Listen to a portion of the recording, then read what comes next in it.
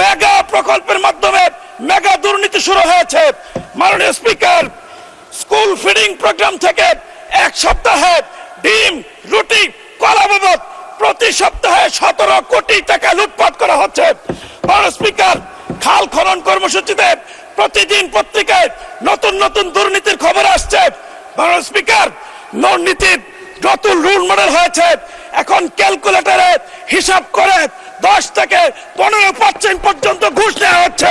মাননীয় speaker, দুর্নীতিকে promote করার জন্য সারোয়ার আলমের মতো সৎ, শিক্ষিত, সদরপি এই বাংলাদেশের একজন ক্লিন ইমেজের ডিসিকে সিলেট থেকে প্রত্যাহার করা হয়েছে। বাজেট আমার জীবনের গল্প, আমার পকেটের গল্প, আমার ভবিষ্যতের স্বপ্নের গল্প, বাংলাদেশের 18 কোটি মানুষের দৈনন্দিন জীবনের হিসাব নিকাশের গল্প। কিন্তু এবার মাননীয় অর্থমন্ত্রী যে বাজেট প্রকাশ করেছেন, প্রস্তাব করেছেন, এ বাজেট আসলে আশারে গল্প। মাননীয় স্পিকার, প্রায় 3.25 লক্ষ কোটি টাকা ঋণ নির্ভর যে বাজেট পেশ করা হয়েছে, সে বাজেট শুনে, ঋণের কথা শুনে আমাদের বিরোধী দলের অনেক সংসদ সদস্য উষ্মা প্রকাশ করেছেন, আশ্চর্য হয়েছেন। আমি কিন্তু একটু আশ্চর্য হইনি, কারণ যারা নিজেরা ঋণ নির্ভর, ঋণগ্রস্ত, ঋণ খেলাপি, তারা ঋণ নির্ভর বাজেট দিবে, এটাই তো স্বাভাবিক। মাননীয় স্পিকার, এ বাজেট পেশ করার আগেই বাংলাদেশে গত 4 মাসে এই সরকার এসে প্রায় অধিকাংশ পণ্যের মূল্য বৃদ্ধি করেছে। এ বাজেট পেশ করার আগেই 14টি ভোগ্য পণ্য সহ প্রায় বড় বড় যে পণ্যগুলো মানুষ নিত্যদিন ব্যবহার করে সেগুলোর মূল্য বৃদ্ধি পেয়েছে। এবার বাজেট পেশ করার 7 দিন আগে বিদ্যুতের মূল্য বৃদ্ধি করা হয়েছে, 10 দিন আগে জ্বালানি তেলের মূল্য বৃদ্ধি করা হয়েছে, কিছুদিন আগেই এলপিজি গ্যাস 1200 টাকা থেকে 1940 টাকা বৃদ্ধি করা হয়েছে। মাননীয় স্পিকার, জ্বালানি তেলের মূল্য বৃদ্ধি, গ্যাসের মূল্য বৃদ্ধি, একই সাথে নিত্য প্রয়োজনীয় মূল্য বৃদ্ধির পাশাপাশি পরিবহন ভাড়া আকস্মিকভাবে এত বেশি বৃদ্ধি পেয়েছে, এটা বাংলাদেশের ইতিহাসে সর্বকালের সকল রেকর্ডকে ছাড়িয়ে গেছে। মাননীয় স্পিকার, বাংলাদেশের মানুষ খুব আশা নিয়েছিল এই বাজেট পেশের মধ্য দিয়ে এই মূল্য বৃদ্ধিকৃত পণ্যের মূল্য হ্রাস পাবে, কিন্তু এই বাজেট বাংলাদেশের মানুষকে হতাশ করেছে। মাননীয় স্পিকার, একই সাথে এই বাজেটে বিশেষভাবে কিছু পণ্যের উপর নতুন করে করারোপ করা হয়েছে, যাতে এই পণ্যগুলোর মূল্য বৃদ্ধি পেয়েছে। এমএস রড ও কাঁচামালের উৎপাদনে কর এবং ভ্যাট হিসেবে 10% নতুন কর বৃদ্ধি করা হয়েছে, যাতে রডের মূল্য বৃদ্ধি পেয়েছে, ইস্পাত এবং টিনজাত পণ্যের মূল্য বৃদ্ধি পেয়েছে। সাবান এবং শ্যাম্পুর কাঁচামালের উপর ভ্যাট অব্যাহতি কমিয়ে আনার কারণে ইতিমধ্যে এই দুটি পণ্যের মূল্য ইতিমধ্যে বৃদ্ধি পেয়েছে। মাননীয় স্পিকার, বাংলাদেশ গরিবের দেশ, বাংলাদেশ সমৃদ্ধির পথে যাত্রার দেশ, কিন্তু এই বাজেটকে অনেকে বললে আমি শুধুমাত্র এটাকে গরিব মারার বাজেট হিসেবে বলতে চাই না। এটা শুধু গরিব মারার বাজেট নয়, গরিবকে হয়রানির বাজেট। কোটি কোটি খুচরা ব্যবসায়ীদের জন্য এক হয়রানির নাম করা হয়েছে 0.2% অগ্রিম কর স্থাপন করার মধ্য দিয়ে। এই করের মধ্য দিয়ে এই সরকার নতুন করে আমাদেরকে স্মরণ করিয়ে দেয় সেই 76 মনন্তরের কথা। মাননীয় স্পিকার, আপনি জানি থাকবেন, ইস্ট ইন্ডিয়া কোম্পানি যখন বাংলার দেওয়ানি দায়িত্ব পেয়েছিল, তখন তারা রেজা খান নামে এক ব্যক্তিকে ট্যাক্স আয়ের জন্য দায়িত্ব দিয়েছিল। তারা ঘোড়ায় চড়ে যখন বাহিনী নিয়ে গ্রামে গঞ্জে যেত, গ্রামের মানুষ তখন হাল চাষ, ব্যবসা বাণিজ্য ছেড়ে দিয়ে জঙ্গলে পালিয়ে যেত। খুচরা ব্যবসায়ীদের মধ্যে ইতিমধ্যে আতঙ্ক শুরু হয়ে গেছে, তাদের উপর যে ভ্যাট করা হয়েছে, তাদেরকে এখন পালিয়ে বেরোতে হবে, হয়রানির শিকার হতে হবে। মাননীয় স্পিকার, এই বাজেট হলো গরিবের জন্য তাচ্ছিল্য এবং অবহেলার বাজেট। এই বাজেটে কৃষি ও পল্লী উন্নয়ন খাতে 57,000 টাকা থেকে বাজেট কমিয়ে 53,000 কোটি টাকা করা হয়েছে। স্থানীয় সরকার এবং পল্লী উন্নয়ন খাতে গত বছর বরাদ্দ ছিল 5.9%, এবছর বরাদ্দ রাখা হয়েছে 4.6%, যা গত বছরের তুলনায় 1.3% কম। কৃষি খাতে ভর্তুকি কমানো হয়েছে, গত বছর ছিল 2.2%, এবছর করা হয়েছে 1.8%। মাননীয় স্পিকার, বার্ষিক উন্নয়ন কর্মসূচিতে কৃষি খাতে বরাদ্দ উন্নয়ন কমানো হয়েছে, গত অর্থ বছরে ছিল 8.9%, চলতি অর্থ বছরে করা হয়েছে 6.21%। মাননীয় স্পিকার, গ্রামীণ উন্নয়ন রক্ষণাবেক্ষণ খাতে বরাদ্দ রাখা হয়েছে মাত্র 400 কোটি টাকা। মাননীয় স্পিকার, ইসলামের বিধান হলো তুখাযু মিন আগনিয়াহিম ফাতুরাদ্দু ফি ফুকারাহিম, গরিবদের জন্য ধনীদের কাছ থেকে সম্পদ সংগ্রহ করা এবং গরিবের মাঝে সেটা বিলিয়ে দাও। এই সরকার উল্টো নীতি গ্রহণ করেছে, গরিবদের কাছ থেকে, খুচরা ব্যবসায়ীদের কাছ থেকে সম্পদ গ্রহণ করে ধনীদের জন্য সেটা বরাদ্দ রেখেছে। মাননীয় স্পিকার, এই সরকার অতীতের পথে হাঁটা শুরু করেছে। এই সরকার এই বাজেটে দুর্নীতিকে প্রমোট করেছে। দুর্নীতি দমন কমিশনের গত বছর বরাদ্দ ছিল 203 কোটি টাকা, এবার বরাদ্দ রাখা হয়েছে মাত্র 197 কোটি টাকা। 6 কোটি টাকা কম বরাদ্দ দিয়ে দুর্নীতিকে প্রমোট করেছে। মাননীয় স্পিকার, এই সরকার ক্ষমতায় আসার সাথে সাথে দুর্নীতি দমন কমিশনকে অচল করে দেওয়া হয়েছে। এই সরকার আসার কিছুদিনের মধ্যেই দুর্নীতি দমন কমিশনের চেয়ারম্যান সহ সকল সদস্য পদত্যাগ করেছে।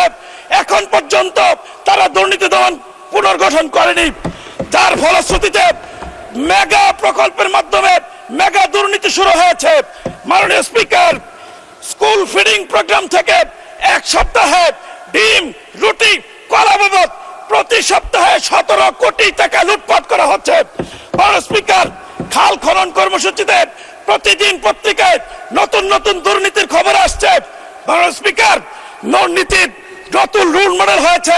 এখন ক্যালকুলেটরে হিসাব করে 10 থেকে 15% পর্যন্ত ঘুষ নেওয়া হচ্ছে। মাননীয় স্পিকার, দুর্নীতিকে প্রমোট করার জন্য সারোয়ার আলমের মতো সৎ, শিক্ষিত, সদরপি এই বাংলাদেশের একজন ক্লিন ইমেজের ডিসিকে সিলেট থেকে প্রত্যাহার করা হয়েছে। মাননীয় স্পিকার, নতুন করে এনবিআর থেকে মতিউরের মতো আনোয়ার খুঁজে পাওয়া যাচ্ছে।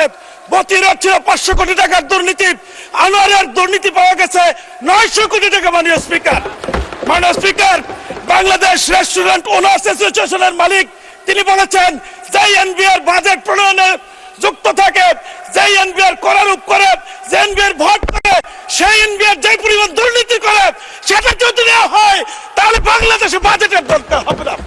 মাননীয় স্পিকার, আমাদের জন্য অত্যন্ত হতাশার খবর। আপনাকে 2 মিনিট দেওয়া হলো, 2 মিনিটে শেষ করবেন। মাননীয় স্পিকার, আমাদের জন্য অত্যন্ত হতাশার হলো এই বাজেট জুলাইকে ধারণ করেনি। এই বাজেট আমার ওয়ালিউল্লাহ মুকদ্দাস ভাইয়ের গুম হওয়া সন্তানের কান্নার খবর রাখেনি। গুম কমিশনের জন্য এই বাজেট 1 টাকা বরাদ্দ রাখেনি। মাননীয় স্পিকার, আমি সর্বশেষ বলতে চাই, মাথায় অতিরিক্ত বোঝা নিয়ে পাহাড়ের চূড়ায় চড়ানো যায় না, স্বপ্ন দেখা যায়, পৌঁছা যায় না।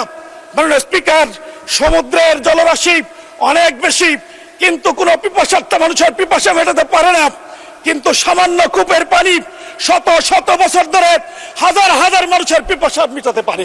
সুতরাং বাজেট বড় হলেই চলবে না, ঋণ নিয়ে কোটি টাকা বরাদ্দ রাখার মধ্যে বাজেট নয়। দুর্নীতি কমিয়ে সুশাসন নিশ্চিত করে ন্যায় ভিত্তিক, ইনসাফ ভিত্তিক, যাকাত ভিত্তিক ইসলামের আদালত যদি খরচ করা যায়, কম বাজেটেই বাংলাদেশকে কাঙ্ক্ষিত গন্তব্যে পৌঁছে দেওয়া সম্ভব। মাননীয় স্পিকার, আমি আমার প্রিয় এলাকাবাসী কাপাসিয়ার জন্য কিছু কথা বলতে চাই। কাপাসিয়ায় জাতীয় ফল কাঁঠাল সহ আনারস এবং কাপাসিয়া উৎপাদিত ফল সংরক্ষণ করার জন্য আধুনিক হিমাগার নিশ্চিত করা দরকার।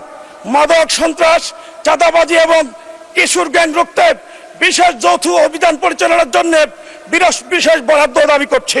কাপাসিয়াকে শিল্প বান্ধব করতে অবকাঠামো উন্নয়নে আমি বিশেষ বরাদ্দ দাবি করছি। ট্রমা সেন্টার এবং মাদক নিরাপদ কেন্দ্র প্রতিষ্ঠার জন্য মাননীয় স্পিকার, আপনার কাছে আমি আপনার মাধ্যমে মাননীয় মন্ত্রীর কাছে বিশেষ বরাদ্দ দাবি করছি। রাজেন্দ্রপুর থেকে টুক পর্যন্ত হাইওয়েকে 4 লেনে উন্নীত করার জন্য বিশেষ বরাদ্দ দাবি করছি। নরুন থেকে চেরাগালি মোড় হয়ে কাপাসিয়া পর্যন্ত এই রাস্তাকে 4 লেনে উন্নীত করার জন্য বিশেষ বরাদ্দ দাবি করছি।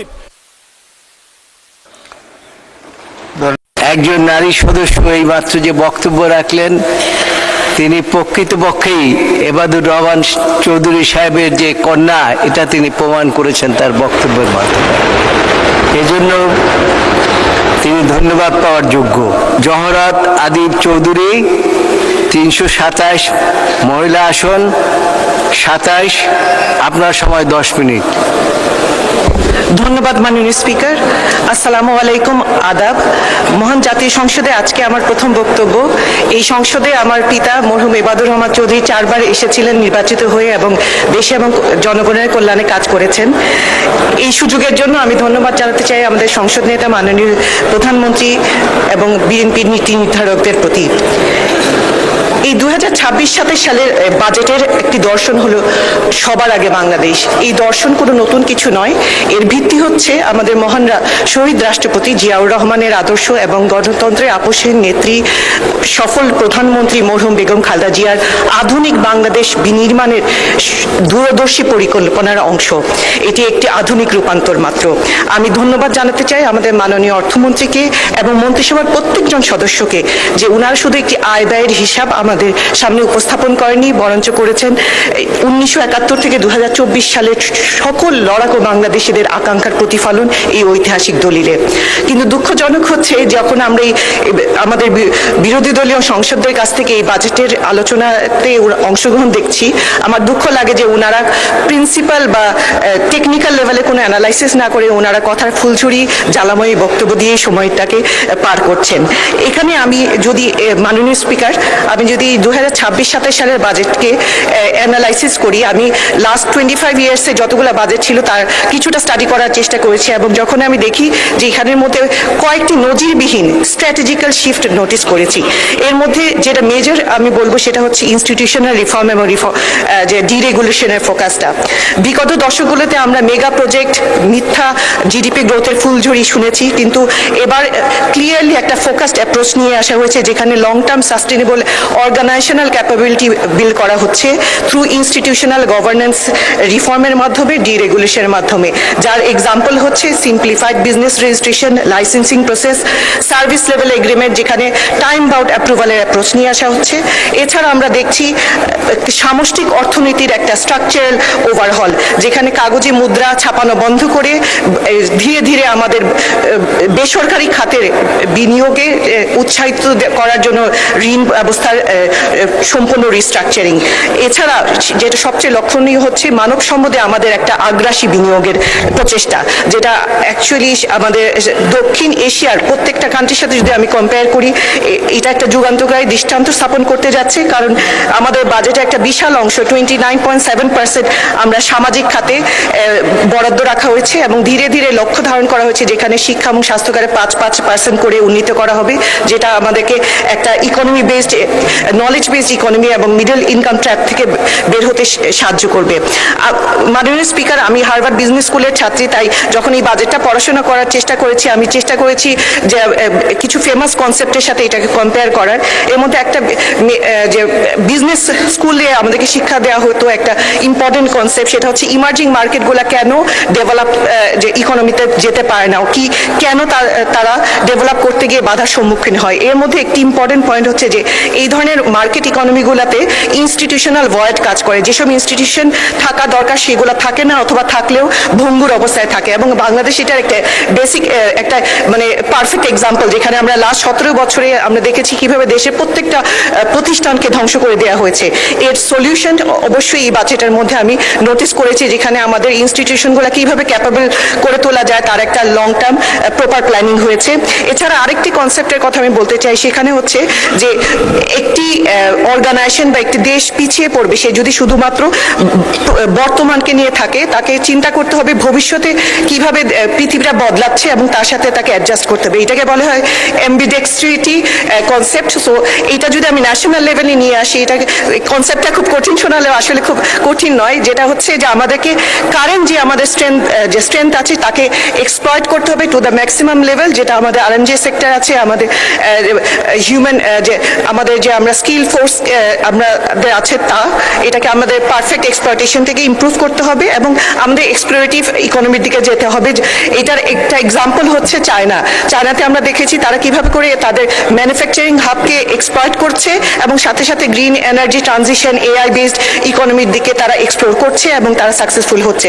সো আমাদের এই বাজেটের মধ্যে আমি স্পষ্টভাবে দেখতে পারি যে এই পিপল প্রসেস এবং আমাদের সার্ভিস বা প্রোডাক্ট সেক্টরে প্রত্যেকটা ক্ষেত্রে আমি দেখেছি এক্সপ্লয়েট এবং এক্সপ্লোরে কিভাবে সামঞ্জস্য এসেছে। আমি যদি সংক্ষিপ্তভাবে বলি যে আমাদের পিপল ক্ষেত্রে আমরা দেখেছি বাজেটে যে আমি একটু আগে বলছিলাম যে সামাজিক খাতে আমাদের শিক্ষা স্বাস্থ্য খাতে কিভাবে আমাদের যে বরাদ্দ হয়েছে যাতে করে আমরা একটা আমাদের যে ইউথ ডেমোগ্রাফিক ডিভিডেন্ড আছে এটাকে আমরা কিভাবে ইউটিলাইজ করতে পারি এবং এক্সপ্লোর করার জন্য আমাদের এই যে ইউথ ডেমোগ্রাফি আছে এটাকে কিভাবে আরো বেশি হায়ার লেভেলে মেরিট বেস ইকোনমিতে তাদেরকে নিয়ে যাওয়া যায় তার জন্য স্পেশাল বরাদ্দ রাখা হয়েছে এবং এই টোটাল এক্সিকিউশন করার জন্য আমাদের একটা লিডারশিপ ব্রিজ দরকার। এবং আমি দেখতে পাচ্ছি আমাদের যে প্রাইম মিনিস্টারের নেতৃত্বে এবং অ্যাডভাইজার যে এবং মিনিস্টারদের ক্যাবিনেটদের ওভারঅল সাথে আমি দেখছি যে ওনারা সুন্দরভাবে এই প্রোগ্রামটা প্ল্যানিং করেছেন।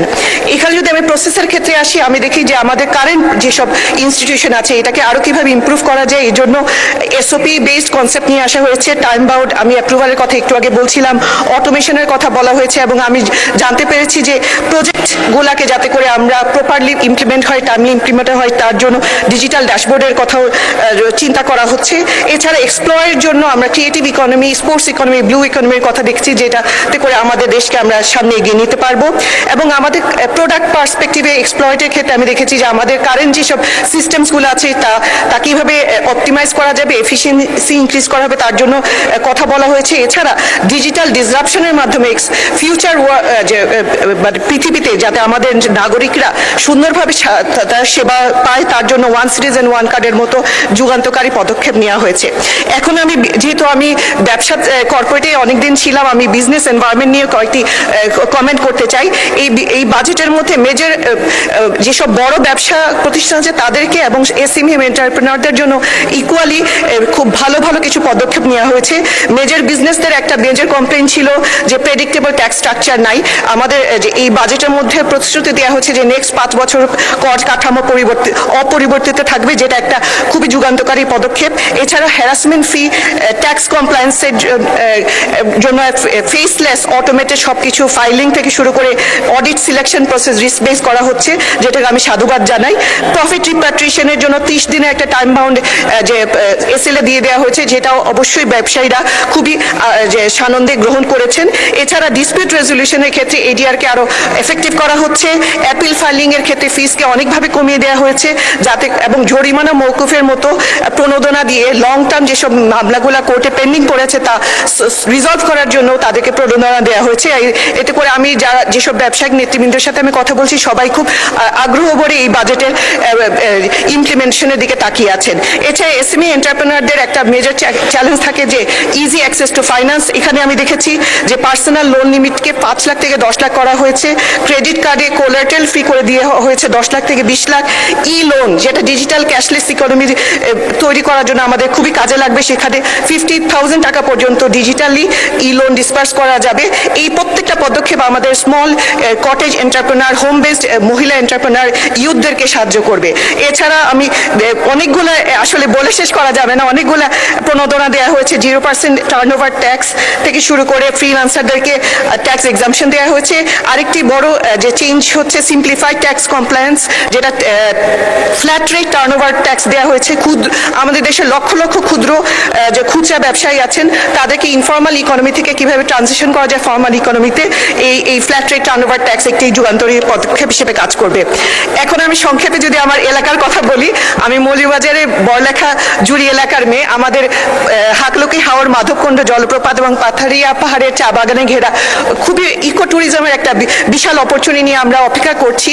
আমি আশা করি এই বাজেটের মাধ্যমে স্থানীয় কর্মসংস্থান বৃদ্ধি পাবে, দেশি বিদেশি বিনিয়োগ আসবে। এর জন্য ইকো ট্যুরিজমের জন্য আমি বিশেষ বরাদ্দ আশা করব। এছাড়া 17 বছরে আমাদের এই এলাকাতে 17 বছর আগে আমার বাবা যে কাজগুলো করে গিয়েছিলেন, কিন্তু দুঃখজনক হচ্ছে এই 17 বছর আমরা অনেক বড় বড় টাইটেল পেয়েছি, মন্ত্রী পেয়েছি, কিন্তু আসল কাজ হয়নি, যা ছিল তাও ধ্বংসের কোনায়। আমাদের এখানে পাহাড়ি দুর্গম এলাকা আছে, বুবারথলের মতো এলাকা, যেখানে রাস্তার অবস্থা খুবই নাজুক। তো এইসব এলাকার জন্য স্পেশাল বরাদ্দ হবে, স্বাস্থ্য সেবা শিক্ষা প্রতিষ্ঠানের জন্য স্পেশাল বরাদ্দ হবে, এটাই আমি আশা করছি। এখানে একটা ছোট ফিডব্যাক আমি দিতে চাচ্ছি, মাননীয় অর্থমন্ত্রী যদি নোটিস করেন যে সাধারণ বিনিয়োগকারীদের কর রেয়াতের পার্সেন্টেজ 15 থেকে 10% করা হয়েছে এবং সর্বোচ্চ সীমা 10 লাখ থেকে 7.5 লাখ করা হয়েছে। এইটা কমানোর কারণে সাধারণ বিনিয়োগকারীরা কিছুটা আশাহত, তাদের ব্যক্তিগত বা সামাজিক নিরাপত্তা কিছুটা হলে কমেছে। আমি আশা করব এটা বিষয়ে একটু পুনর্বিবেচনা করবেন। লাস্টলি বলতে চাই, সূরা ইউসুফের মধ্যে যে ন্যাশনাল বাজেটিং এর কনসেপ্টটা আছে, আমাদের এই বাজেটের মধ্যে আমি সম্পূর্ণ প্রতিফলন দেখেছি। এর জন্য আমি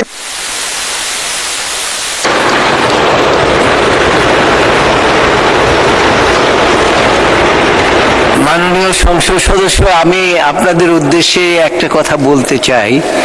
সেটা হচ্ছে, একজন নারী সদস্য এইমাত্র যে বক্তব্য রাখলেন, তিনি প্রকৃতপক্ষেই এবাদুর রহমান চৌধুরী সাহেবের যে কন্যা, এটা তিনি প্রমাণ করেছেন তার বক্তব্যের মাধ্যমে। এজন্য তিনি ধন্যবাদ পাওয়ার যোগ্য।